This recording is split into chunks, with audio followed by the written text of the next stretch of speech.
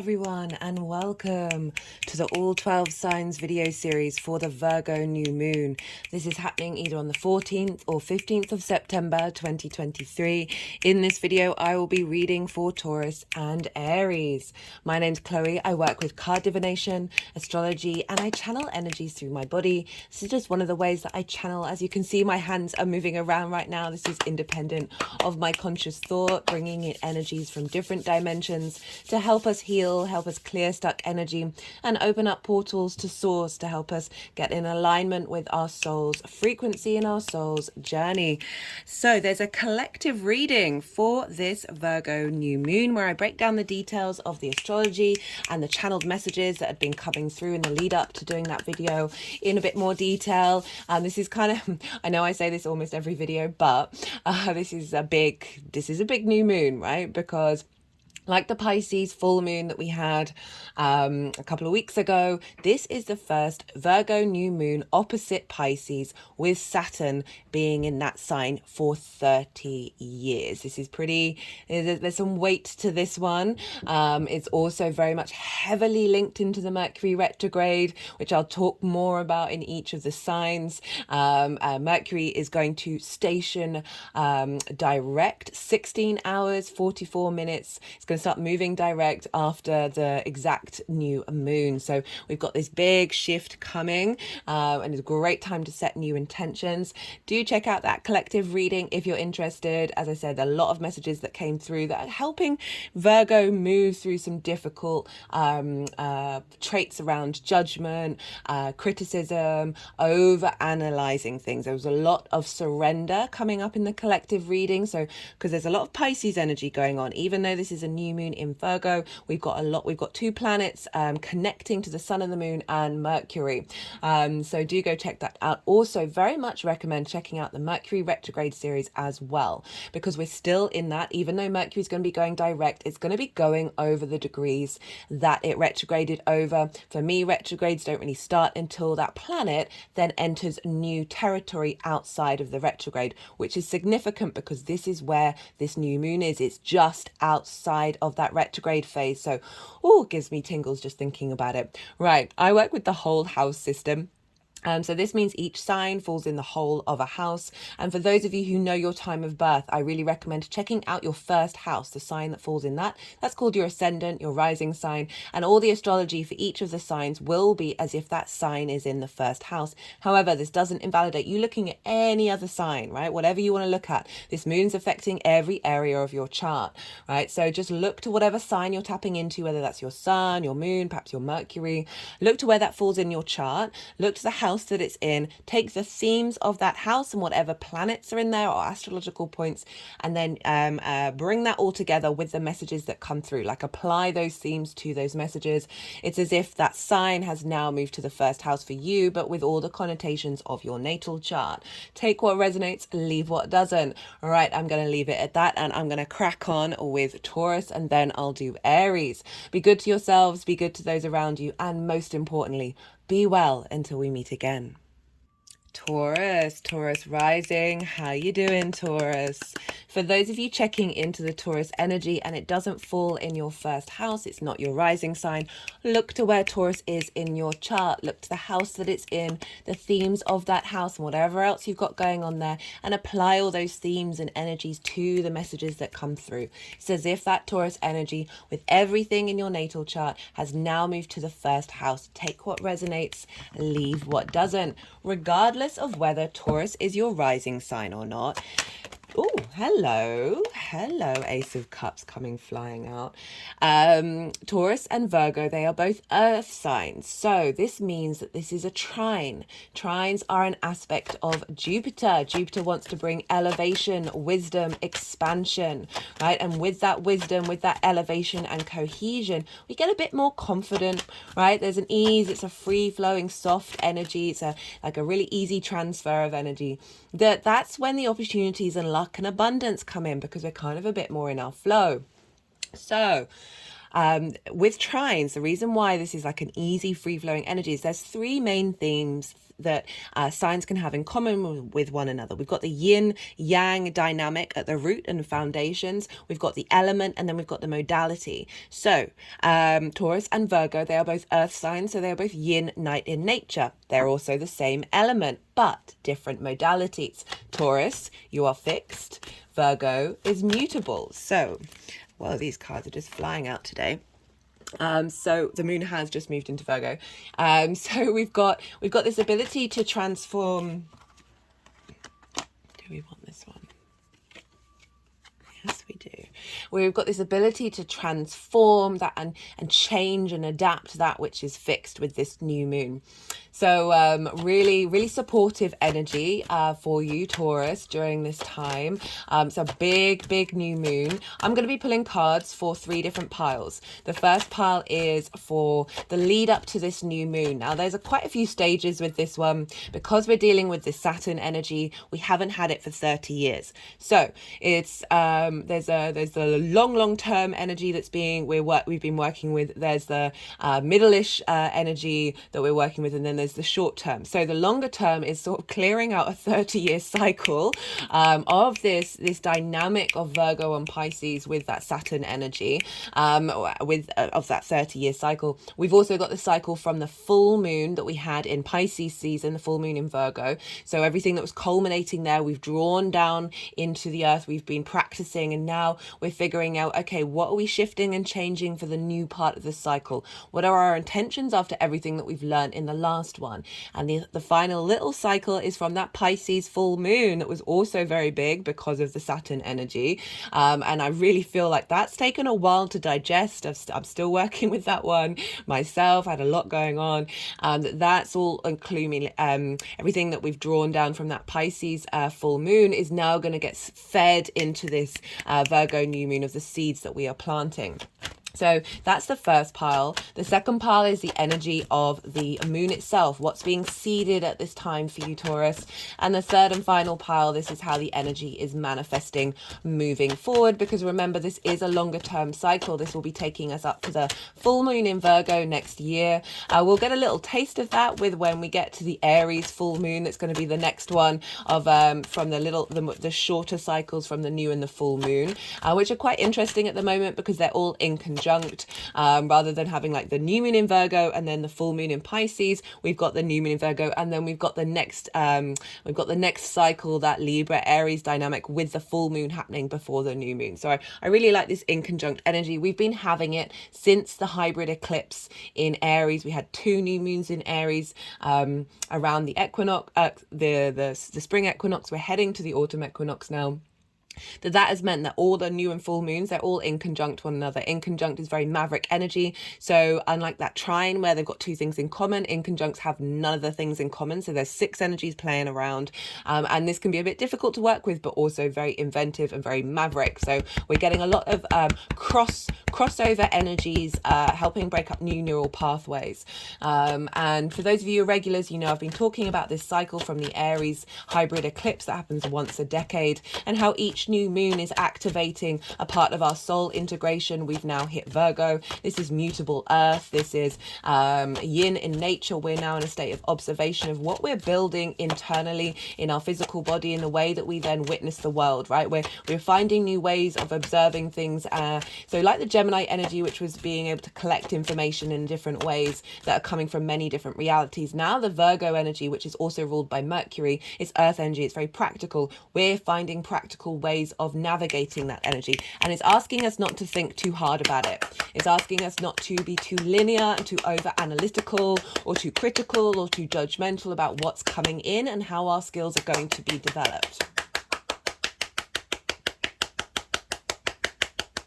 Excuse me, I do stop talking when the energies are doing louder noises. This is a form of light language. I forgot to mention that in the introduction. It's creating energetic patterns to help the messages get downloaded a little easier and integrated more in our soul's frequency. So do bear with me while they're doing all the clapping.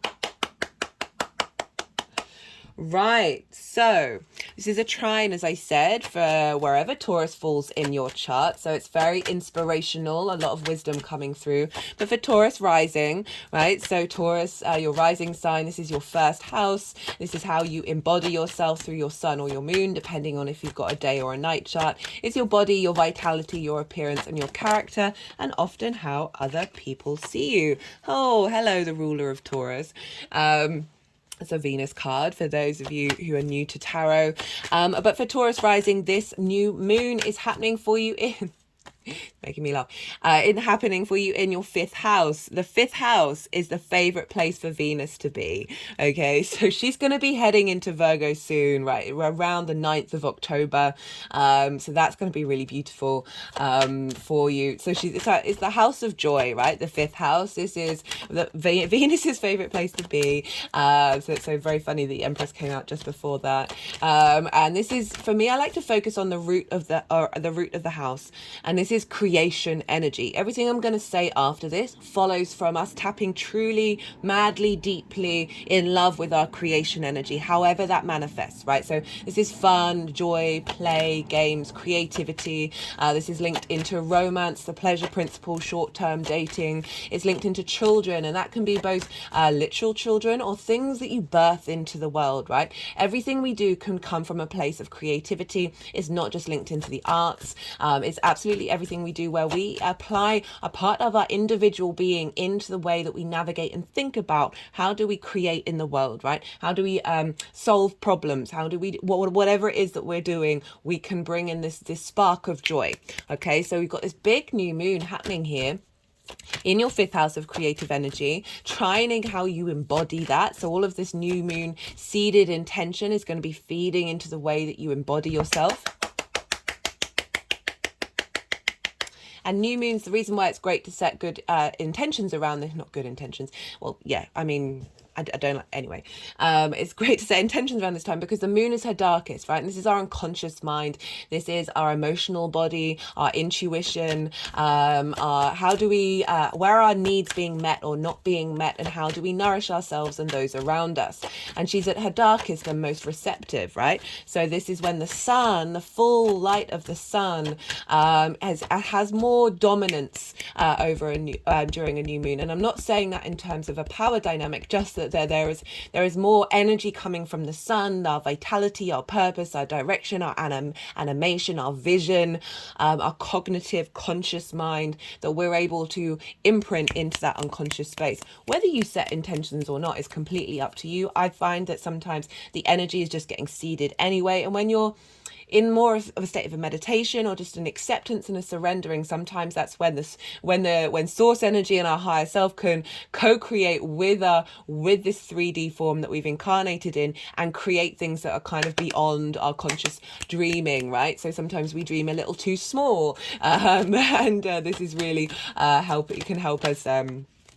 Speaking of dreaming small, can help us navigate that by, I don't like, so you're watching this after the event, like I don't ever feel like you're missing out on the energy. Just being aware of what's going on can help magnify that.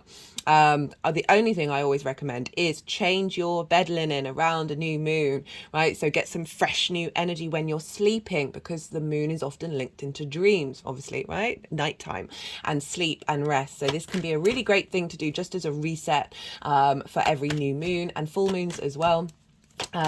Right, so let's get into the astrology. So we've got this new moon in Virgo, and who rules Virgo? Well, that's Mercury, and Mercury is retrograde at the time of this new moon. As I said in the introduction, 16 hours and 44 minutes after the exact new moon, Mercury's going to go direct.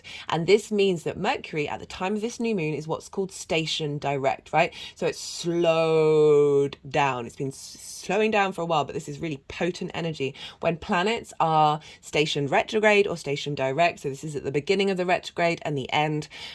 It's really intense energy. So if you think about that planet that looks like it's moving through the sky, now it looks like it's really slowed down. So imagine that of the ability to tap into the magnitude of that energy becomes far more available. So there's a lot of weight to it. There's a lot of intensity to planets when they do this.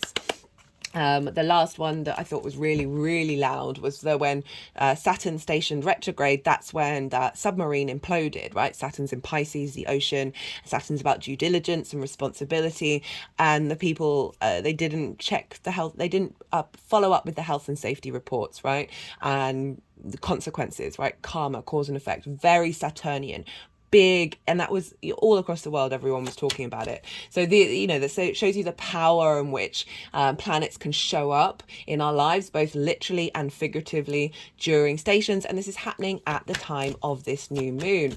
And so we've got a very powerful Mercury retrograde planets. They're able to go against the grain and think outside of conventionality because they've gone over territory 3 times, or they're in that process of renewal, revision, finding the small details in order to then contemplate something beyond the direct motion, that standard A to B, right? So they are navigating a more wandering path, which gives place for contemplation and expansion. So we've got this very powerful Mercury governing this moon, and Mercury is in its exaltation. It's the only planet to be in its exaltation in its own sign. What does that mean? That means all the qualities of Mercury are raised to a higher vibrational frequency, right? They're really supported, they're really nourished, and it's in its own sign, so it's got even more power. And as you know, for those of you who watch the Mercury retrograde series, you know that at the moment, while the sun is still in Virgo, the whole chart is being governed by Mercury. There was only one little time and we've just had it, well, we had it a couple of days ago, when the moon was in Cancer in her own domain. She wasn't being governed by anybody else. Every other planet and every other sign in the link back, so whatever's going on with the ruler of a sign is impacting the signs that it rules. So the chain of events, all the planets are in signs that are being directly affected by Mercury, by the chain of events. So this is a very, very intense, powerful Virgo mercurial new moon. And it feels there's a lot going on with this moon. It's calling for surrender, but I feel like there's a lot going on behind the scenes. Seems like a shift in consciousness, because Mercury is about the mind and how we collect information. For me, Mercury is very much about flow, and how do we flow through this world that is all information, right? It's not just talking, it's not just thinking. All the senses, everything that we're doing is collecting information and deciding what to do with it, right? So Virgo, earth energy, very practical in the 3D world, is very observational, able to bear witness to what is going on and then try and navigate to bring flow about into the world. And so this is a great time to set new intentions around your creativity in the way that you look at it. Having Virgo in the 5th house, as I said, can be very judgmental, can be self-critical, self-analytical, and also judging of others, right? I say this as a Virgo sun who's had to navigate a lot of these things for most of my life. I've come to a different place now. Like, those traits are still there. It's about accepting and appreciating the analytical part of you, but not letting it swamp you and getting you trapped in a state of lack and separation, right? That was a really key message around in the collective reading of like finding that more faith and flow of Pisces. Okay, so Mercury is impacting what's going on with this new moon, and Mercury is basically only making one major aspect, and that is the opposition with Saturn that it did at the beginning of its shadow phase. And so Saturn is over in Pisces, which for you is in your 11th house of hopes and dreams, friends, groups, and alliances, reaping the benefits of your 10th house, which is your life purpose, your career house. And so Saturn's giving you some duty and responsibility around bringing your dreams into manifestation. I've also done a Saturn in Pisces transit series of, there's 2 there. The first one breaks into a lot of detail about Saturn in Pisces, right, and Neptune being in Pisces with Saturn. The second series is about the retrograde, which I think is around to like the 4th of November. So if you want to go check that out, that's still up there. There are playlists for everything. So this Saturn Mercury opposition is very much Saturn's giving structure to the magic of Pisces, giving a strength of understanding your own authority and your own integrity when it comes to how you're going to bring your hopes and dreams into manifestation, as well as the kind of groups and alliances you want to be aligned to now. And Mercury in this stationed it's in this station phase. It's still retrograde, but it's very powerful. It's governing the rest of the chart, and Mercury's kind of like, okay, right, because Saturn's a longer term cycle. It's 30 years. So Mercury's like, all right, I see your long term plan. How are we gonna Let's instigate a internalized knowing, gut instinct, Virgo rules the gut, around how to observe the 3D world around you and also all the other dimensions in order to bring this longer term hopes and cycles dream into manifestation, right? So we've got it, and that's all that energy is feeding into this new moon. Now, the new moon is at 21 degrees and 58 minutes of Virgo. Why is that important? Well, Mercury started its retrograde at 21 degrees 51 minutes. So this new moon is 7 degrees outside of the retrograde phase. If you listen to the introduction, I talked about how retrograde planets, I find, don't really kickstart going after the retrograde phase until until they've moved into new territory that is outside of the limits of the retrograde. So this new moon is outside of those limits. Even though Mercury's about to station direct and is still going to be doing its third leg of the retrograde phase, this new moon is being seeded with all of the depth and intelligence of this Mercury retrograde phase, and that's feeding into this new moon that is helping, whether you're conscious of it or not, instigate the new cycle in terms of how you're planting seeds for the next 6 months. So even if we've still got a bit more to do, our unconscious mind is being seeded with the fourth thought of the retrograde. And the moon is opposite, the moon and the sun is opposite Neptune. So Neptune for me is our tap into source, right? One of the more expansive ways of tapping into source. This is about bringing different realities into your reality. It's very much linked into the film industry.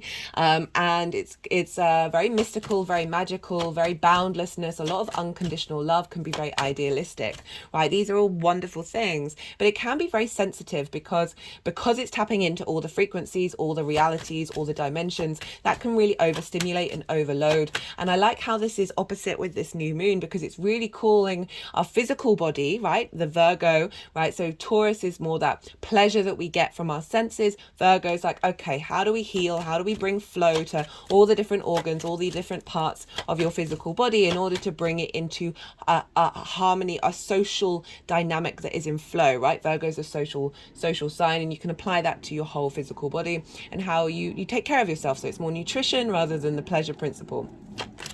So this Neptune energy is helping recalibrate your physical body to be able to collect the information from all the different dimensions that is going to facilitate bringing about flow into your 3D reality, right? One of the main phrases for the Mercury retrograde series was practical magic, because of this combination of the Pisces and Virgo energy with that Neptune and Saturn giving structure to it.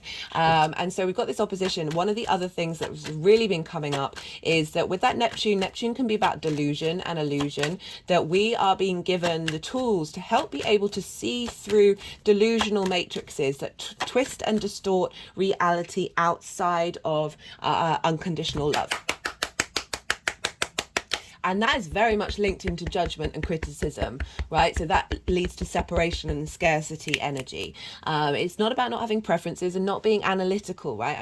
He's not throwing the baby out with the bathwater, but acknowledging that all signs have extremes and they don't always serve us if we apply that in the long term.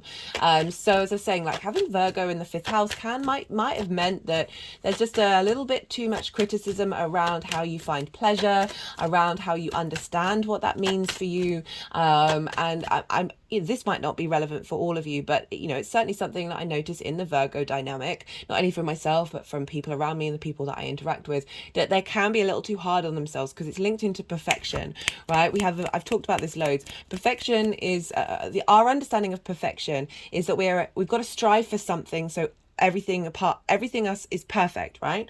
Everything is the ideal, right? But that's separation, that's scarcity energy, that's limiting our understanding that every single moment is truly divine, right? That was a message I channeled with the Venus in Pisces series.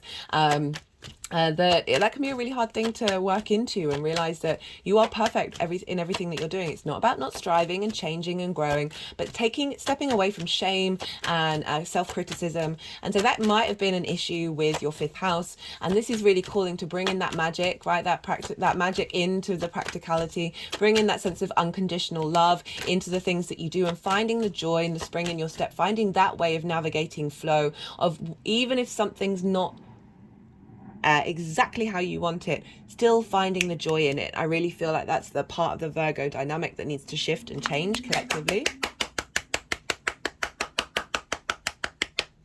And so, right, that's a very that's what's going on with Neptune. We've also got a grand Earth trine going on because Pluto is in Capricorn, trining this new moon. Pluto is in Capricorn, which is in your 9th house of how you see yourself in the world. It's about your perspectives. We've had Pluto in Capricorn for some time. It dipped into I was going to say Australia, Aquarius, but now it's back into Capricorn again. And this particular cycle of Pluto being in Capricorn really feels like us being able to look at our fears with a little bit more strength, and being able to see the riches that are being uncovered under when we transmute that energy of fear, right? I've talked a lot about this grand Earth trine because we've got Jupiter and Uranus over in your sign, Taurus, in the Mercury retrograde series. So in the description box of that series, I list all the parts, and in each introduction I do a breakdown of. So this is very, very similar, this moon, to what's going to happen to Mercury when it leaves its shadow phase, and also what happened when it started its retrograde, because these are all outer planets and they move quite slowly. So I did a big I pulled some cards for the grand Earth trine and for the oppositions with Pisces. So if you want more depth and understanding about what this energy means, I do really recommend checking those out if you've got the time to go and look at them. So we've got Pluto over in Capricorn, intensity and transformation, magnetism coming up. Oh, they don't want the Four of Cups. Magnetism coming up. Oh, the Three of Swords as well, and the Hermit. Magnetism of transforming your understanding of who you are in the universe, right? Your ability to bring in depth into the way that you learn and share your information, and that is feeding into the fifth house of the more that we understand who we are in the world, the more that we're open to contemplation of the cycles of time, and the more that we're able to find joy in our day to day, rather than feeling quite overwhelmed and kind of like, oh goodness me, what is going on, in terms of what's, everything that's going on in the world. Like, that can be really oppressive. I really feel like this is giving you a deeper understanding of the longer term cycles, Capricorn, that's going to help facilitate not finding problems, right? Virgo can often focus on finding problems rather than finding inspiration, right? So it's about flipping that switch. Yes, finding problems is a fantastic skill, don't get me wrong. I know I'm being a bit hard on Virgo. Virgo is amazing. I've got Virgo Sun, and I sometimes worry about people who don't have Virgo energy, or not strong Virgo energy, because it's just so useful, right? But sometimes, like, I've also seen the worst side of Virgo in myself and in other people, where it's like, oh, breathe, just breathe, everything's okay, you don't have to fix everything, you do not have to fix everything or anything, right? Surrender. That Pluto and Capricorn energy is really helping you navigate a true depth of your power of who you are in the universe. We've got Jupiter and Uranus also trining Pluto and this new moon. So again, trine energy, very inspirational, very lots of wisdom coming in, lots of expansion and deeper understanding of where you are in the world, and then through that the opportunities and the flow come through. So Jupiter and Uranus, they are both in Taurus. You've had Jupiter there for a little while, you've had Uranus there since 2018. Uranus, independent, wants you to feel good about you being different to everybody else, because you are, right? Rather than needing to conform. It's not about not being with other people. It's about being confident, being yourself, and comfortable being yourself with others without having to sort of toe the party line or conform in ways that are actually against your nature. It really wants you to be independent and maverick and think against the grain, and be able to really find your own own divinity. It can be very disruptive, Uranus, as they call it, the path clearer, the breaker of chains, but it's doing that in order to set your soul free. And Jupiter there wanting you to feel good about yourself from a deep space of wisdom and knowing, right? So I really like the fact that Jupiter, which is the ruler of Pisces, is trining this new moon, whereas Mercury energy can be more about the details and the fixations on the small things. Jupiter's more the big, it's the biggest planet, it's about expansion, and that's more the faith, the knowing. And I love the combination of this together, because we need both of those dynamics. It's not about shaming or separating any of those energies, but acknowledging that there's so much coming through in the collective reading of like faith. Just breathe, right? It's okay. You're doing what you need to be doing. Have some confidence in yourself and don't micromanage the universe. That was the key phrase that came up in that reading, which is something Virgo is very good at, but everything in moderation, including moderation. So we've got this amazing, what's called a kite formation. And when we have a kite formation, we look to the tail of the kite, and that is the new moon. So all the energy is feeding into the tail of the kite, of the direction of where we're headed in the future. It's also, the new moon is also conjunct Pallas Athena, which is an asteroid. She represents strategy, but more importantly, embodied wisdom. Like, I've been saying, don't plan, don't micromanage, but you still need a strategy, right? And with this embodied wisdom, it's kind of like there's a knowing, there's an intuition, there's a sense of, you've got the outline structure, but it's not about controlling all the details, because then you're limiting the magic of the universe coming in. And this is really saying, let's come up with a new way of cognitive and analytical way of interacting that is bringing in that into balance. We've also, a couple of days later, we'll have a square between Jupiter and Venus, so that's going to be lovely. I haven't really talked about that at all in the collective reading, but I just want to give you a heads up with that one. Right, okay, they put the deck down a while ago and all the cards have come out. You've just had a load of information. You've had the yang action day side of the reading, very extrovert, very stimulated, very go. Now we're going to go into the yin night rest side of it. So I'm going to soften my mind and go quiet and let the energies do what they need to do. They're going to do some energy work, as well as put the cards into the 3 piles. I call you to soften your mind as well. Don't try and analyze all that information. Just let it all settle and then see what intuitive hits come up. And then after they've done all that, I'm going to come back round and I'm going to talk about this lovely tarot in relation to this new moon.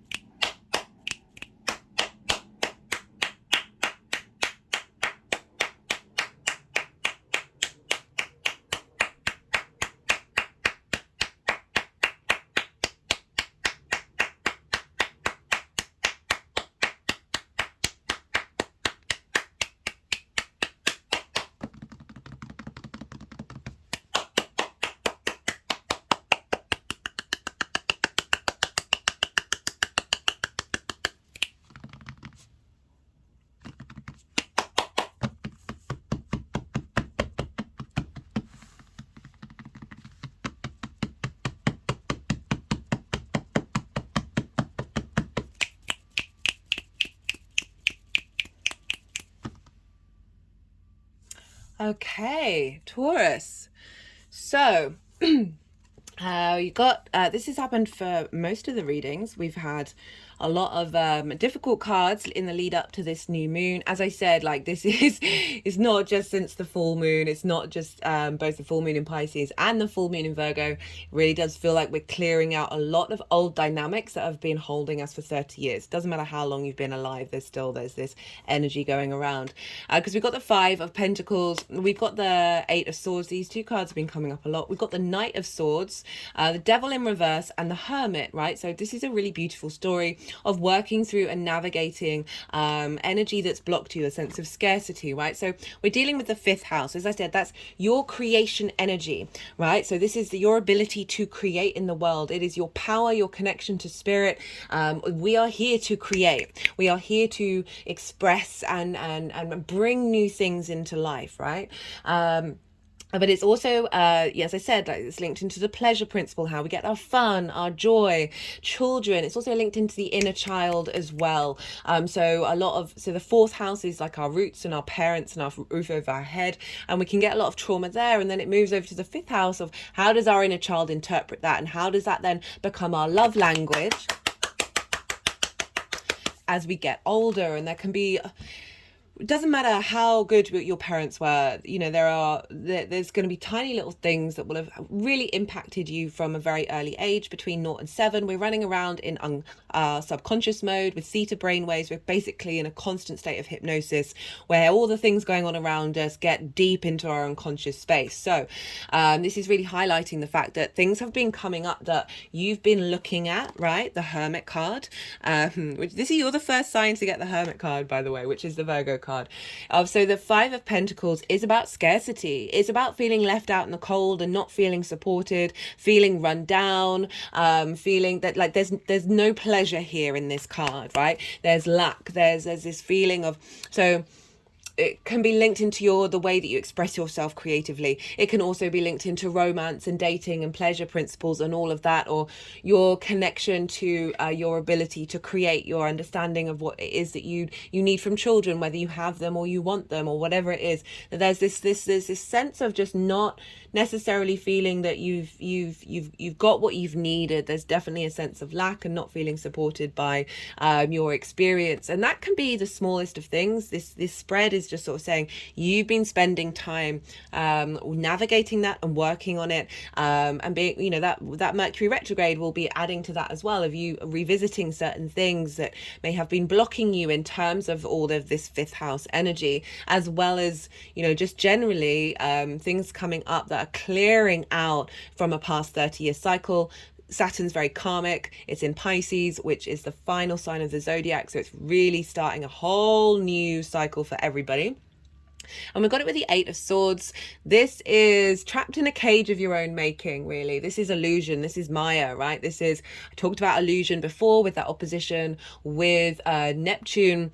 And for that hopes and dreams in terms of your creative energy, right? So Neptune and this moon is helping release and bring in a sense of a different way of looking at your creative energy that is manifesting your hopes and your dreams. Whether that's been blocked by romance, finding joy in anything, all of that energy, all of that love language from our inner child that's learned from our parental figures or whoever brought you up in the world. This something is shifting, right? Like, the spread is really clear, and I can't wait to get to the rest of it. It's made me very happy. Right, this figure, they think they are in a cage. They are not. Right? Their legs aren't bound. If they just move a little bit, i.e. change your perspective, shift your energy, the binds will fall down, and then you'll be able to take the blindfold off and realize, no, I could have left this the whole time. This card can be difficult for people to resonate with because sometimes we don't want to take ownership of the way that we interpret the world and the way that we perceive things. You know, that Virgo energy can feel like you're just surrounded by problems, and sometimes you can get very overloaded by the fact like that need to fix everything, that you can't escape that dynamic. This is saying that you've been transitioning and working through these difficulties of perhaps situations linked around your pleasure, your creativity, you think are forever. right? Like, oh, this cycle keeps repeating, this keeps happening, this is going to be the rest of my life. I'm doomed. I'm going to exaggeration here, but some of you, they may feel like that. I know I've certainly felt like that, looking back. That it's simply not the case. But our minds are so conditioned to be linear and to repeat and go over things and over and get fixed in the neural pathways. Like, they can get really entrenched. And this feels like there's there's some clearing going on, right? So we've got the Knight of Swords. The Knight of Swords is the fastest moving knight in the deck. Look, they're so dedicated. It's like, I'm going to get there and I'm going to do the thing that I need to do, and it's going to happen quickly. Everything's go, go, go, go, go. But there is kind of like lots of change that is, you're taking time to integrate. It may be that a situation has come up that has brought all of this to the forefront, where you're like, oh, no, I don't want this. This isn't what I want. And you're able to see a bit more clearly, right? Knights, this is sword energy. This is mind. This is clarity. They're holding the Ace of Swords. So it could be that this situation, even though it happened very fast, like, it could either be a situation that you don't want or a situation that you do want, that immediately just sort of cut through a lot of cords of being like, oh, a new reality's come in, because it's come with the Devil card in reverse, which is this can be linked into addiction. You can find a lot of addiction in the 5th house because it is stimulation, the house of joy, that dopamine effect, right? And also the inner child, right? And addiction comes from trauma, and that can be manifest in so many different forms, but it's in reverse. So it's saying whatever this situation is, and the Knight of Swords can go either way, right? So for some of you, this may be quite disruptive and something like really fast happening, where it's showing you clearly what you don't want, as well as something coming in and being like, oh, okay, because it's released something. It's released something that's had authority over you, that has caused you to be in this space of denying your own power, right? Denying your own creation source energy. My hand's just gone over the sacral chakra, which is where our creation energy is held, where we have a crucible where we can create and we can alchemize, and that feels like that's been blocked, right? So the crucible has been blocked, and also feeling like it's not supported. There's something's come in and gone, we're clearing the decks. Right, we're releasing that authority, and it's come with the Hermit card, which is really interesting because it's backing up the Virgo energy, but it feels like whatever's happened quite quickly, you've also needed time to go inward and really assess this and reassess this new reality. But it's requiring you, it's required you to be in a state of contemplation and a state of observation. The Hermit has the Star card, right? It's slowly, and that is what's guiding it, this galactic energy, this we are all 3rd generation star beings, right? That there is this need, a revealing of your inner wisdom, a revealing of your star energy, that is a new reality that you're having to get into grips with, you're having to navigate, and that may have meant you've spent some time honing that and really strengthening this new shift. The new moon itself, well, would you look at that? We've got abundance on abundance. We've got the Queen of Pentacles and we've got the Empress, right? So Queen of Pentacles, very nurturing of the 3D reality and the resources that she has around tending to things, right? Cultivating this sense of abundance, this sense of creativity, right? She's really incredibly nourishing with the Empress, which is all about, the Empress wants you to enjoy this 3D world, right? She wants you to acknowledge that it isn't all up in your head. It isn't all spirit world. We signed up for this 3D world and we can find joy wherever we are. We can find the ability to look for opportunities, look for abundance, look for fertility rather than problems, right? And so that, I was talking about that with the Virgo energy, that this is very much saying what's being seeded for you at this new moon. This is beautiful. Having cleared out some energy, what's being seeded is this renewal in your understanding of your pure creation energy, and it's coming from a space of cultivation and love, right? The Empress is a goddess. She's incredibly powerful. She's very confident in who she is, confident in her needs and her wants and her ability to bring things into fruition.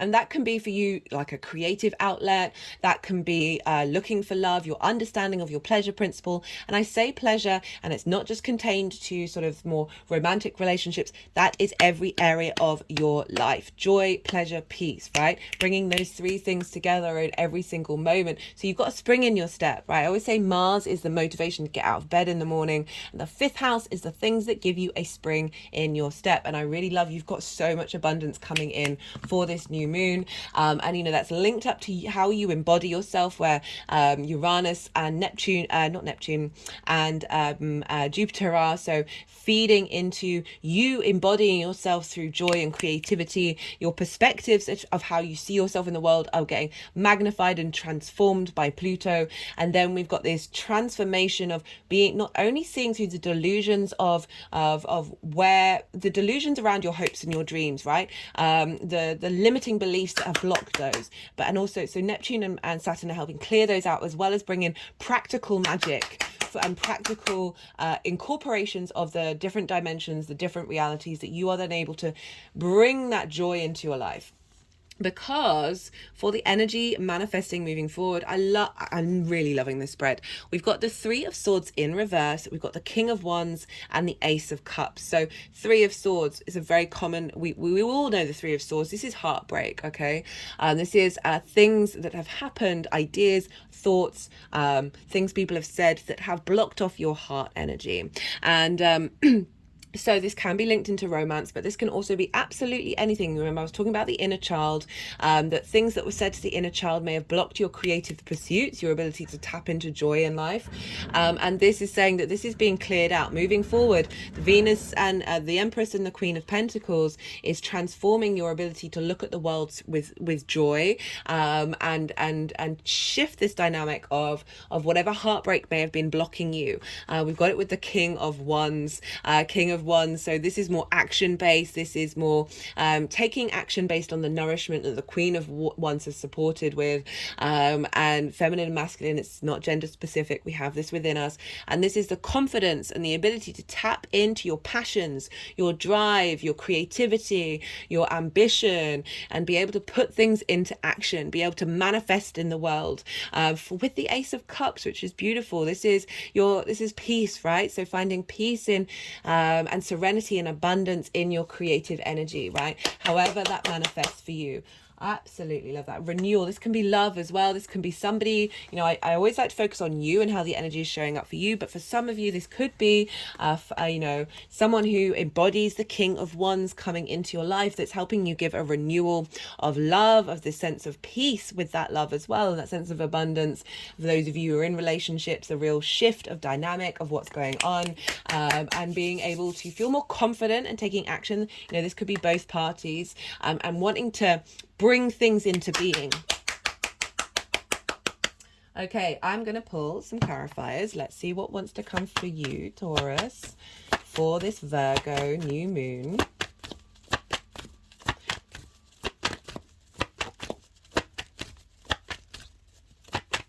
That was a great spread. I love that. Card for Taurus, please, for the Virgo new moon.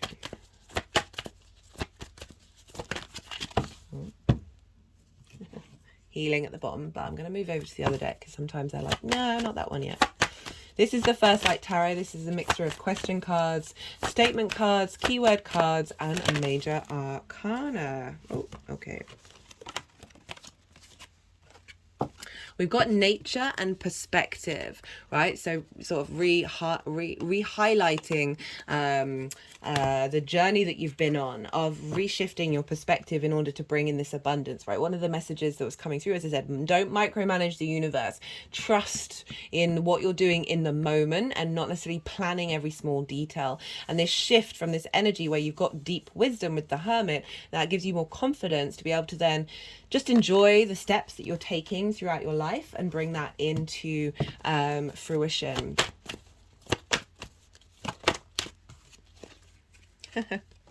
We've got nature. That card's come up a lot. And communication. Being able to talk to yourself in a way that's bringing joy, right? Breaking out of old cycles from old dynamics and not expecting them to get repeated. So there's a real sense of, as I said, that abundance and joy coming through, that no matter what's going on in your life, right, finding that joy, finding the ability to laugh at the ridiculous things that your mind can tell you, right? Because it is an addict. It is wanting to confine you. It's a wonderful tool. Don't get me wrong. I love my mind. I love it so much, but it can bring things up on repeat that are just like reconditioning you to that old story. And this energy is really saying the new story is coming in. Just had an energetic release of that. And that yes, it's good to talk about our problems. Yes, it's good to talk about things that have been difficult, but you're gonna kind of get a sense when you're like, oh no, I'm done with that. Like I don't need to. Say you're meeting somebody new and you want to talk about who you are, and then you just find that these narratives that, yes, they were a big part of your life, but they're not part of who you are now. You're like, kind of like, well, do I need to say that out loud? And, this is kind of saying, like, really tap into your intuition when it comes to this, and being able to have some discernment, that Virgo energy, about what narrative it is that you want to communicate. There is an element of bringing both reality and I've got the Temperance card, reality and illusion and delusion, right? Delusion can be really great as long as there's a part of you that's still real with yourself. Like, we're multifaceted, multi-dimensional beings. We can hold space for that, but there's so it's about bringing that all together with unconditional love, right? The final card is Temperance. This is Sagittarius. This is about balance, miracles, combinations, environment. So you've got environment so many times over of really... there's something shifting in who you are and how you move through the world. There's alchemy happening that is bringing in this new dynamic that is shifting away from old cycles. So that's kind of just reconfirmed absolutely everything. Right, I'm going to leave it at that. Taurus, what a great reading. Thank you so much for being here. I really enjoyed that. It's an honor and a privilege as always. If this resonated, don't forget to hit that like button. Be good to yourselves, Taurus. Be good to those around you. And most importantly, be well until we meet again. Aries rising. How you doing, Aries? For those of you tapping into the Aries energy and it doesn't fall in your first house, which is your rising sign, look to the house that it does fall in, look to the themes of that house, and whatever you've got going on in Aries, bring all that energy, all those themes, and apply that to the messages that come through. It's as if that Aries has energy, with all the energy of your connotations of your natal chart, have now moved to the first house. Take what resonates, leave what doesn't. Regardless of whether Aries is your rising sign or not, Aries and Virgo are what's called in conjunct, right? So in conjunct energy, there are three main themes that signs can have in common with one another. We've got the yin, yang energy, root, foundations, then we've got the element, then the modality. Now with in conjunct, Aries and Virgo have none of those things in common. Aries, you are cardinal fire and you are yang, day in nature. Virgo is mutable earth and it's yin, night in nature. So this can be a little bit difficult, right? So imagine trying to get all these energies to work together. That can be a bit some crossed wires, some misdirection. It can just take a little bit more work. But once you sort of navigate that and get that into a flow, that's when you're utilizing 6 different energies together. So it's a really powerful multitasking energy of being able to create something quite maverick and quite different from those 6 energies. So it may just feel a little bit out of sorts with this new moon, but bear in mind, if that's the case, just really sit with those energies and see what comes up with you intuitively about how to work those together. Earth can act as a vessel for fire to allow it to keep burning. Cardinal energy is very good at instigating, and that mutable energy is about adaptability and change and flow, right? So being able to be adaptable about what you're instigating, and taking some time being in the state of observation, that sort of yin night energy, before taking direct action. So it can get a little bit messy, but as I said, it is a very, very powerful energy. So for Aries rising, right, this is happening in your 6th house, this new moon, right? I'm pulling cards for 3 different piles. And the first pile is the energy leading up to this new moon. There's 3 elements to this one because we're dealing with the opposition with Saturn. So this is the first new moon with that opposition in 30 years. So we're clearing out an old cycle that's been going on for 30 years. We're also wrapping up everything that we've been working on since that Virgo full moon in Pisces season, as well as bringing what we learned in what downloads we got with that Pisces full moon a couple of weeks ago, and how we're instigating that into the new moon. So 6th house, what's the 6th house all about? Well, for Aries rising, this is the house of work, health and routines. I like to call this house the adult in the room. These are all things that we know we should do that can grind our gears a bit, and we cannot necessarily get the motivation and the joy to get up and go and do these things. And so this is a very powerful house. You've had a retrograde here. The retrograde is very much linked into this new moon, which I will talk about later.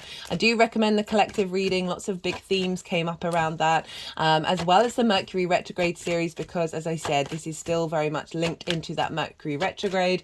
And I break down a lot of the major aspects that are happening for this moon in the introductions to a lot of the videos. Oh, you got your card, Aries. In those videos, they're all listed in the description box. So if you want a more in-depth breakdown of everything, do go check that out. And we're still in this retrograde. For we won't leave this cycle until the 29th or 30th of September, depending on where you live. So work, health and routines. This is how you work. So the 2nd house is the skills and tools and resources you have in order to bring things into manifestation. And the 6th house is how you implement them, right? How the lens in which you navigate that. So Virgo is very good at analyzing and seeing where there may be problems. So one of the main themes that came up with that collective reading was not leaning too far into judgment, self-criticism, criticism of others, a hyper analytical phase, a planning, needing to know all the small details. It was very much calling Virgo energy to surrender, right? We've got a lot of stuff going on in Pisces that is impacting this moon. And okay, no, they want those. A lot of energy in Pisces impacting this moon, which is more about faith, right? And not really focusing on the small details. It's about finding a balance between the two. And we're really getting a revamp in the way that we put to use the information that we collect, right? Virgo is ruled by Mercury. Mercury is about flow for me, and how we engage with information. That's not just talking. It's absolutely everything around us in the universe is information. How do we bring that into being, and not necessarily micromanaging the universe? That was the key theme that came up in the collective reading. And having an idea of where you want to be headed, but not necessarily sweating over the small details, but just taking things day by day, right? And seeing what you're called to do in that moment. So work, health and routines. This can be a great time of setting new intentions around taking care of your health, of getting routines into formation, and finding a deeper understanding of how it is that you work, right? And how to utilize that very observational, practical energy of Virgo, and being able to bring things into manifestation. Right, so what's going on with the astrology? Well, this new moon is being governed by Mercury. For those of you who have seen the Mercury retrograde series, you know that the moment the sun went into Virgo, this is when the whole chart was being governed by Mercury, except when we had that little stint of the moon being in Cancer in her own sign. So the way things work is what's going on with the ruler of a sign is affecting the signs that it rules. And therefore, if a planet is in a sign, right, so the sun is in the sign of Virgo. And so everything in Leo is being governed by the sun, which is being governed by Mercury. And so all the other planets are in signs that lead back to Venus and therefore lead back to the sun. So the whole chart, even though this is a new moon in Virgo, the whole chart is being affected and recalibrated with this new moon.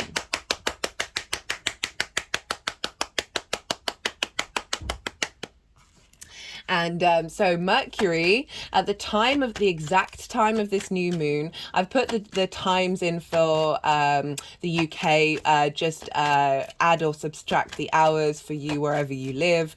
The exact time of this new moon, Mercury is stationing direct, right? It's still retrograde, but it's slowed down. It's gonna go direct 16 hours and 44 minutes after this new moon. So I just find this really quite phenomenal.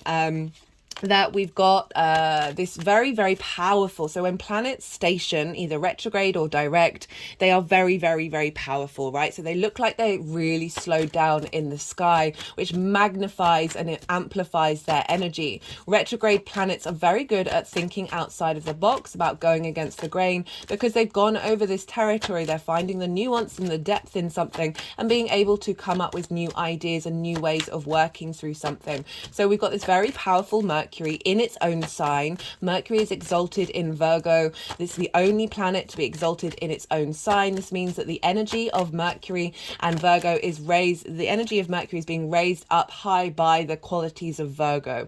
So again, being able to bring flow into your 3D reality. This Mercury energy is governing what's going on with the moon, and the only main aspect Mercury is making at the time is an opposition to Saturn. So this happened at the beginning of the shadow phase, at the beginning of this retrograde cycle. Saturn is over in Pisces, which for you is in your 12th house, Aries.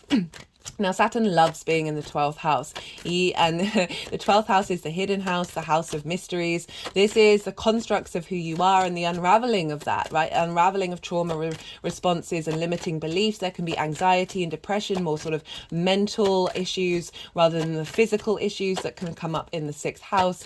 And Saturn's there helping bring structure to your unconscious internal space, helping you find a way to strengthen your inner world foundations. It can bring up issues, but it's only trying to help you understand your own integrity and your own authority, right? It wants you to be free of boundaries, right? It wants you to be truly confident being yourself for the long term. And Saturn is a long-term planet, so it's a 30-year cycle. And Mercury is obviously one of the fastest moving planets. And so it's more about the small details. It's more about the present. It's very personal. So Saturn's saying, hey, we're doing a revamp over here. And it's also where the magic is in the 12th house. So underneath all of that trauma responses is your soul's energy and the magic that you have within you. So Saturn's saying, hey, we're doing a revamp over in the 12th house that is helping you tap into that which is hidden from you and helping you tap in and integrate your unconscious mind. I always say the 12th house can be very difficult to access, but the more integration we do here, the more that affects the rest of the chart. And so this longer term cycle energy of finding power and integrity in your unconscious space, of clearing out clutter around trauma and limiting beliefs and tapping into your magic, the occult, right? Saturn loves being here. Is feeding into Mercury right at the beginning of the new direct phase, and feeding into this new moon that's instigating a new 30-year cycle, as well as more shorter term cycles to the next full moon. Mercury's going, all right, I see your long-term plan, right? I'm now going to try and embody the details of what that plan is in the way that I navigate and understand information when it comes to how you embody your work, right? And how you take care of yourself. And so it's a very powerful house. And Pisces, very magical. One of the main themes that came up with that Mercury retrograde was practical magic, right? Virgo can be very practical, and Pisces is that sort of boundless cosmic ocean that we're all floating along. And we're bringing the magic into the practical here, and being able to see reality in a different way, and be able to interpret information and put it to practical use, right? So for those of you regulars, you know, I've been talking about the transition phase that we've instigated from the hybrid Aries eclipse that we had, which was the second new moon in Aries, back in Aries season. And each new moon is integrating a new part of the cycle of our soul integration. This Virgo new moon is finding practical ways of digesting information, not in this 3D reality, but all the different other realities, and being able to implement it into the 3D world. Okay. A lot of Pisces surrender energy was coming up with the collective reading, which isn't surprising. So we've got that funneling into the new moon, as well as the new moon is opposite Neptune. So Mercury's opposite Saturn in Pisces at the beginning degrees, and both. Sorry, I meant to mention both Mercury and Saturn are retrograde. So this is an internal depth that we're bringing to the table. And Neptune is also retrograde, and this is opposite the new moon. Now this Neptune part of it it's coming up in different ways. It's both coming up in, because Neptune is about, for me, it's about tapping into the source energy, right? All the frequencies, all the dimensions, all the possibilities, unconditional love, this pure acceptance of everything, and being able to tap into the mystical, the magical, the idealistic side of ourselves. And this, it's about bringing different realities into your own, but it also is linked into delusion. Now, what I'm feeling with this very practical, analytical Virgo energy, which we're not rejecting, we're just making sure that we're not leaning into judgment, criticism, over self-analytical, right, too analytical, or judging other people, being critical of other people. We're stepping away from that micromanagement of the universe, right? That was the key theme that came up in the collective reading. And we're having a bit more faith, we're having a bit more trust in the journey that we're on. And not trying to over plan everything, because that's when we separate ourselves from the magic of the universe, right? So this Neptune energy is helping bring in different realities, helping us bring in the magic into our practical ways of navigating things. So you're bringing up a lot of magic from your hidden house, and you're feeding it into a very practical house, right? This work, health, and routines of how do we bring this into practical reality. It's also about establishing our ability to observe the delusional aspects of the matrices that distort away from unconditional love and are more in scarcity and fear, which is judgment, which is over criticism, which is the seeking of perfection that is denying the true perfection of every moment, right? This not this idealistic thing of things needing to be the ideal, right? That's a very distorted, separating energy. It's denying every part of the universe being a whole, cohesive, beautiful form. And so it's really calling to be able to help us understand, okay, what is nonsense, right? What's bullshit, basically, and what is it that we're not wanting to tap into, that we can be like, you do you, I'm doing me, right? So not being limited by social conformity around the way that you work and around the way that you take care of your health and your routines, finding new magical ways of instigating a new journey of you being able to be practical in the 3D world with this magic. So that's the opposition with Neptune. We've also got a grand Earth trine going on. So we've got Pluto over in Capricorn, trining this new moon. And that for you is in, where's Capricorn's in your 10th house of your life purpose, right? So I like to focus on life purpose because it's very much linked into career, but it doesn't have to, your life purpose doesn't have to be your career, right? Your career can just help you manifest your life purpose, your guiding star, your North Star. The thing that pulls you forward in your life. And Pluto's just gone back in there. It's been there since 2008. It did a little trip into Aquarius. But I really feel that this particular Pluto cycle is helping us navigate that fear and not be in fear of the fears that come up, and being able to transform transform and magnetize the root of that energy that are actually treasures here, right? A depth of magnetism of how you understand your life purpose that then is feeding into the ability of how do you put that into you, like, how do you manifest that in the way that you work? How do you get practical about that and bring that into flow? And just tapping over my heart space and moving down to the solar plexus and back up to the heart. Oh, I love that. And the throat. Nice.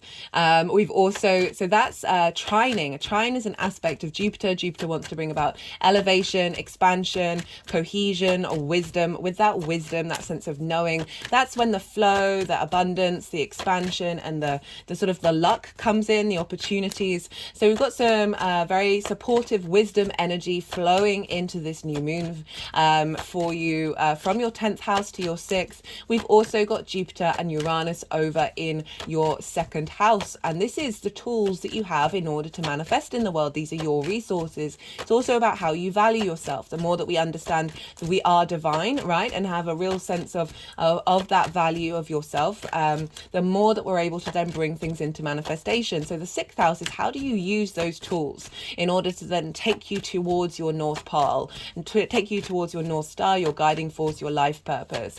And Jupiter and Uranus, Jupiter's been there for a little while. Uranus has been there since 2018. Uranus wants you to be confident and comfortable being your individual self. It's not about rejecting society, but it's about being able to be you, and being to see your unique talents, your unique ways of manifesting in the world. Jupiter's there again, providing wisdom and generosity. They are both retrograde at this moment. Pluto's also retrograde. Saturn and Neptune are also retrograde. So we've got all these retrograde planets. Mercury's retrograde, feeding into this new moon. Remember what I said about retrograde planets? They're able to think differently from depth and nuance. And this is really, they're all, apart from Mercury, they're all the outer planets. So we've got a lot of galactic help and more longer term cycles feeding into this new moon. That's instigating a whole new way in the way that you work in the world, the way that you understand and figure things out and solve problems, right?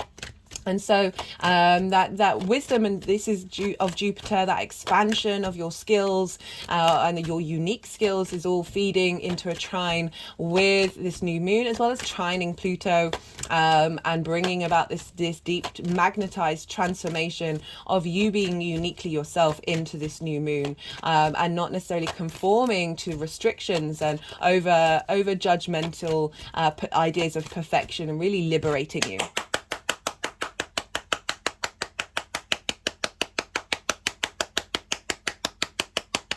I go into a lot more detail about this grand Earth trine in the Mercury retrograde series. I do apologize if I've already said this.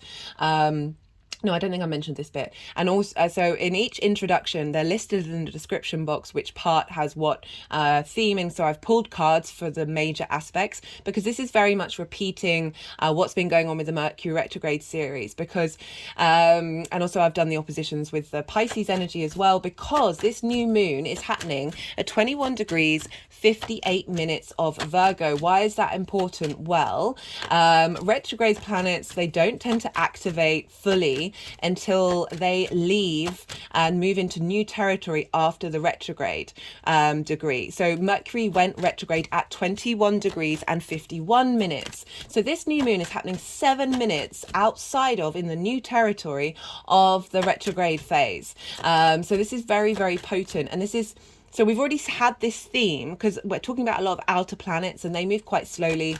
So Mercury made all these aspects at the beginning of its retrograde, and it's going to do it again when it leaves and moves into the post-shadow phase, where this moon is happening. So we've got, even though Mercury is retrograde, we'll be stationing direct around the time of this moon.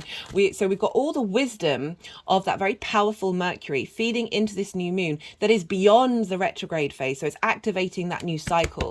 So this is a new moon, intentions being set of with the information of everything that's gone on with Mercury in this new cycle. So super, super powerful, which is why I do recommend checking out that Mercury retrograde series, because even though Mercury's going direct, we're still going to go through that, the degrees that it's already retrograded over. So I've pulled cards on that as well for each of the signs. So I do recommend checking that one out. I've also done a Saturn in Pisces series. I've done two actually. The first one broke down the major themes of in general of Saturn being in Pisces. The second one was about the retrograde. Saturn's going to be retrograde. I think it's until November the 4th. So we've still got a little while with that one. And yeah, very, very powerful moon. We also have the asteroid Pallas Athena conjunct this new moon. She's at 0 degrees of Libra, and she really represents strategy and embodied wisdom. And that strategy, I want you to focus on not the small details, but the sort of the essence of where it is that you want to be headed. And with that, with all the energy that's being fed in with that embodied wisdom, that with wisdom we don't need to control so much, right? Virgo can be very much about control. And as I said, this limits our ability to tap into the magic of the universe. It's not about not having ideals or end goals of where you want to be and what it is that you want to do, but it's about not fixating on the small details. And so I really like that we've got this very a lot of wisdom coming in with not only just Pallas Athena, but also with Jupiter and the outer planets, because they are all longer term cycles. So this is this is a great new moon in the sign of Virgo, very, very powerful. That is coming up for you, Aries. Right, they've put the deck down, so I think that's all the cards that wanted to come out. I'm going to go quiet now. So we just had the Yang Day action side of the reading, where it's all go, go, go, go, go, lots of stimulation, very extroverted. And now I'm going to soften my mind and go quiet, because I'm going to let the energies do what they want to do. They're going to do some energy work and put the cards into the 3 piles. And I call you to do the same. Don't try and overanalyze all the information. You just had loads thrown at you. Let it all settle. Let yourself digest and rest, soften that mind, and see what intuitive hits might come up for you about what you want to do with this new moon. The only thing I like to recommend with new moons, because I don't like to recommend too many things, because we're all here on our own journey and we should follow our intuition about what we should do. But changing your bed linen around new moons is a great way of resetting the energy, as well as full moons, but in particular on new moons. That's a great thing to do. And just so I'm gonna go quiet now, and then I'll come back round and I'll bring in the tarot with what's going on with this new moon for you, Aries.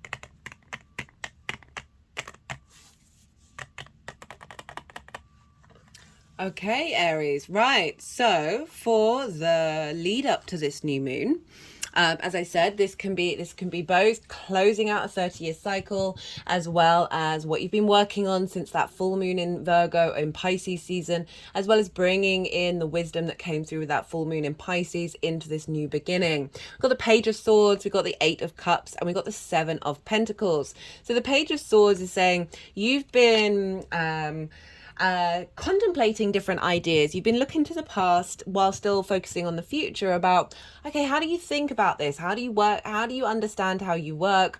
Maybe something's happened in the past that's made you reassess what it is that you want to do or who you want to be, and how you want to express that, right? And how do you want to move forward? But there is this element of reflecting on past cycles, and figuring out, okay, what's working for you in the present, right? While still acknowledging that which wasn't working for you, because it is with the Eight of Cups, which is about leaving something behind and going on a new journey, right? So this is about climbing a mountain to get a higher perspective.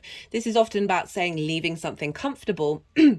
But that comfortable thing can be a trauma response, can be a limiting belief, right? The habits that we form in our very early years that then get recreated when we're grown are comfortable, even if they might not be supportive, right? So they feel what we are used to and therefore are comfortable. And this is about acknowledging it. You've been looking, you've been contemplating the past and figuring out where you're heading forward, and you've decided you're going to, right, I need to shift my perspective. I need to go and start a new journey, to go climb that mountain and get that higher perspective. And that's it can be a difficult thing. It can be a difficult road, but you've had the courage, having done the analytical work of figuring, okay, where am I headed next? Where am I headed next in terms of how do I want to work? How do I want to take care of myself? What routines do I want to put in that may take a little bit of effort, but you've gone on that journey to be able to do so. And it's crowned with the Seven of Pentacles. And the Seven of Pentacles is about you've planted some new seeds. You've made some shift. Remember, we've had this retrograde as well with Mercury. So there is a sense of revisiting and revising a situation that may not have been working, or building on something that you've already been working on. You've already been reassessing. And this is all about planting those seeds and tending to them. It's not necessarily seeing the full fruition of everything that you've been working on, but putting in a lot of dedication and a lot of diligence into this journey, right? You see here, they've kind of got the Ace of Wands there of like, you've acknowledged you've started something new, you started a new passion, a new drive, and now it's about figuring out, okay, the next steps and putting in the work and making sure that is building slowly by slowly in order to instigate something that's going to last for a long time.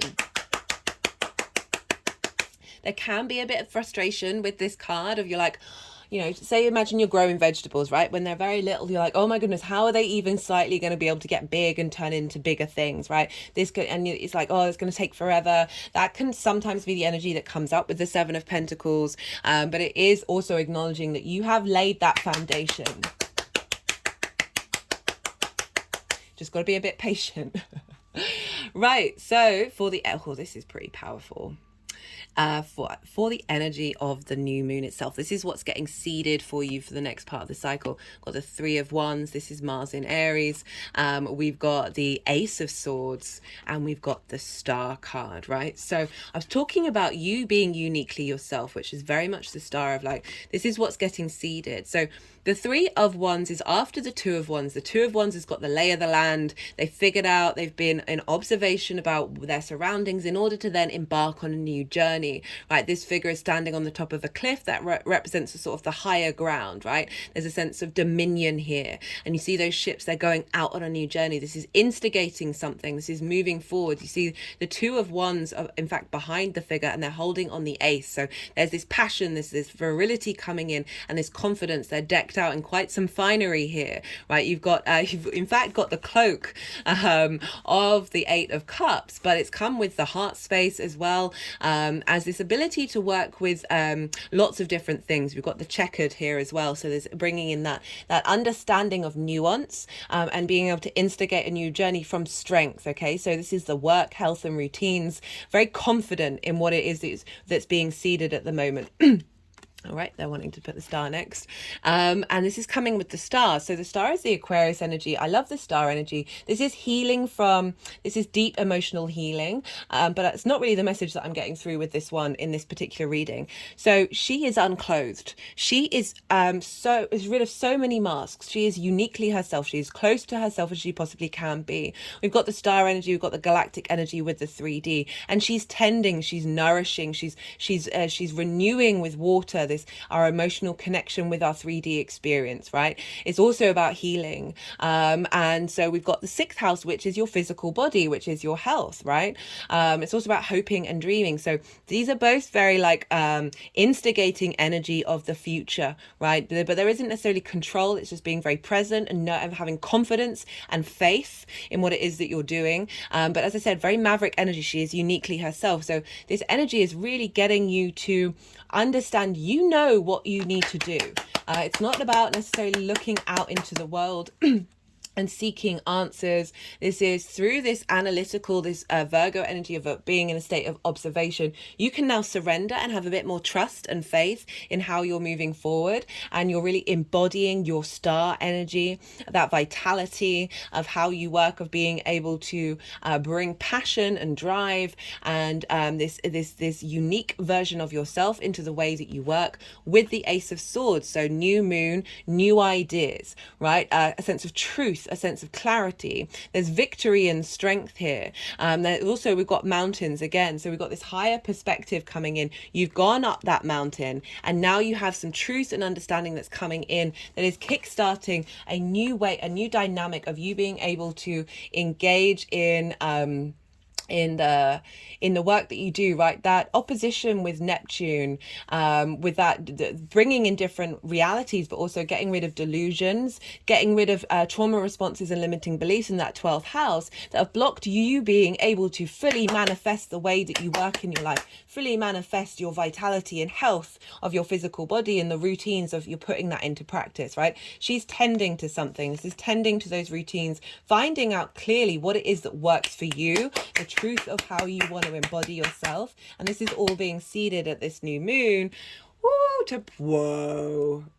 Aries. The power of these 3 cards. So the 4 of Pentacles. I read this in a little different way to a lot of tarot readers. A lot of a traditional way of reading this is being miserly and holding on to something, right? And needing to let go. I very rarely get that. When I do talk about it. That's not what I'm getting. Certainly not with these 2 cards. So this person is wearing a crown. This represents your sovereignty. This is pentacle energy, earth energy. They've got these pentacles underneath their feet chakras, their heart chakra and the crown chakra, right? So we've got this this real powerful symbol. This marks the Venus cycle of all the retrogrades, of feeling good in the 3D world, but there's also a sense of power and protection, right? You're protecting your energy. You're sovereign in yourself, in the way that you move forward. You have a lot of confidence in how you want to bring things into the 3D form with the Magician, right? So this is the Mercury card. And the Magician is understands the resources it has around it. So you can think of that 2nd house where Uranus and Jupiter are, of your skills that you have. This is putting them into practice. Right? You're getting a lot of transformational energy with that Jupiter in the 2nd house, as well as Uranus. They're going to conjunct next year. Can't remember the exact date, and that's going to be big. I can't wait to do a reading on this. But this is, again, Mercury, right? It has the infinity symbol. It's in flow, right? It understands when to have a pinch of this and a bit of that, when to use that, and when to magnify something or have them all work together in order to create in the world. This is about drawing on the resources of what surrounds you and being able to manifest things into your life. So you're getting a lot of wisdom come through and a lot of ability to tap into your uniqueness and strength here with this new moon. And this is manifesting of you knowing what you need to do.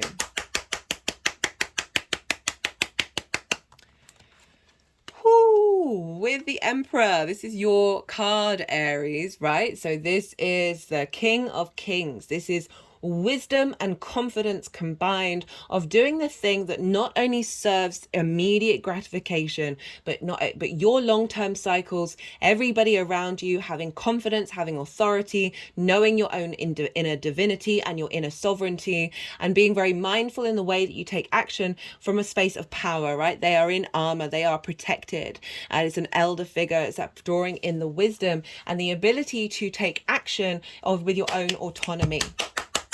Right, a real sense of strength coming in with your work house, that is a really, you know, this figure isn't held back by its limiting beliefs and trauma responses. It's able to not doubt itself, not like Virgo can be over judgmental, over critical of other people as well. Like it can go to real extremes, and this is saying that you can still allow those thoughts to happen. You can still be very over analytical, but there's something about this combination that's saying you've got a bit more faith and a bit more confidence in yourself, that you're not having to plan. There's a sense of knowing coming in.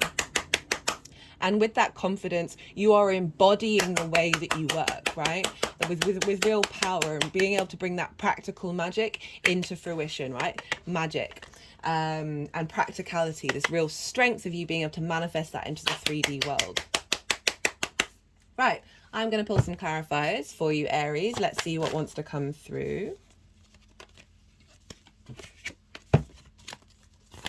Oh, got the Chariot card. Drive, determination, ambition, emotional control, right? So you've put in the seeds to get to this place. There's a sense of confidence, of moving forward with knowing you have all the resources because you've laid those foundations, right? And now you're getting a lot more support and strength to be able to embody that moving forward. Love that. Love the Chariot coming up. Right, let's pull a numerology card. All the decks in the description box if any of them take your fancy. And these are great cards to come up in the 6th house of you finding the dedication to put that difficult house. It's a difficult house, the adult in the room. We're not always the adult in the room. Like this is really saying that there's a shift in that, as I said, breaking out of those limiting beliefs and trauma responses and harnessing your magic in order to create in the 3D world and having that determination to keep going and not control things, right? So the Chariot in the traditional Rider-Waite, they don't have reins to guide the sphinxes that are taking them through the world, right? So there's a sense of knowing an understanding of the outline of what it is that you want to do, but not necessarily controlling all the small details and finding victory with that. Right, final card for Aries.